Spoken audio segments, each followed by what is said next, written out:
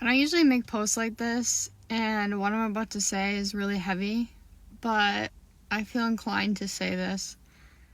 At this point, you can't convince me otherwise. I truly think that becoming a mother is a humiliation ritual, and I don't understand why people are doing it.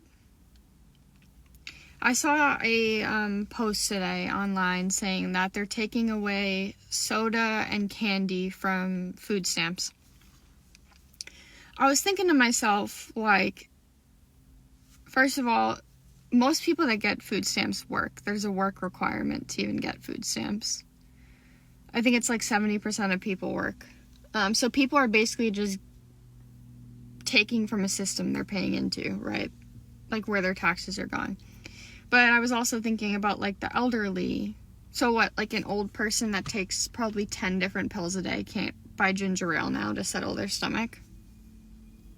Or like the single mom who has a birthday party can't buy her kids like soda and candy for their birthday now?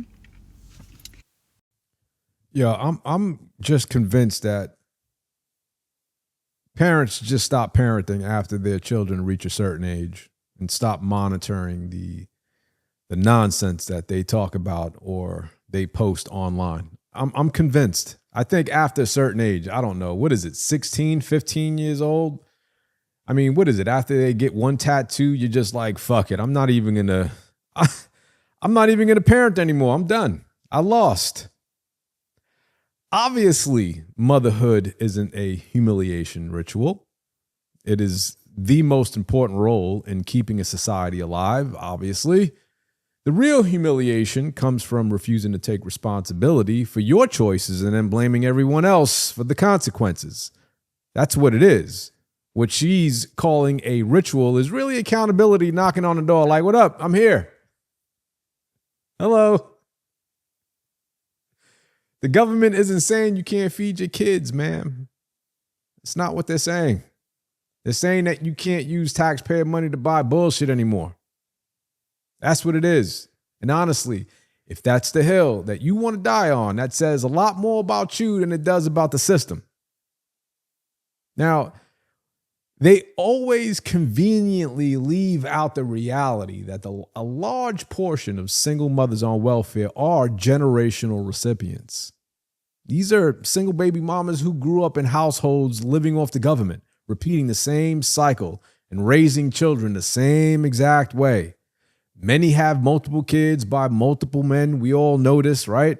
Never stopping to consider what kind of environment they're creating when their financial lifeline comes with rules now. All of a sudden, they want to cry oppression.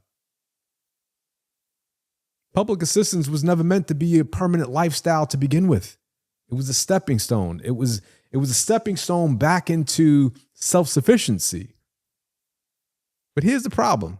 If you normalize living off the system, if you have no standards whatsoever for who you have children with, and if you teach your kids the same mindset that you grew up in, you're not breaking the cycle. You're feeding it. And then you'll turn around and call motherhood a humiliation ritual. The real humiliation is raising kids to repeat the same mistakes. You know, the truth is, a lot of these women don't see public assistance as temporary. They see it as a way of life now, like they're entitled to it. A lot of them, they'll fight harder for soda and chips and cakes than they will for a good husband, a stable home, or even a plan to actually get off of welfare. Motherhood isn't the problem. Your poor decisions are, and your lack of accountability are. I'm always going to link back to the content creator because they have balls. Like, do they actually play it back and say, yeah, I cooked on that one? Let me post this.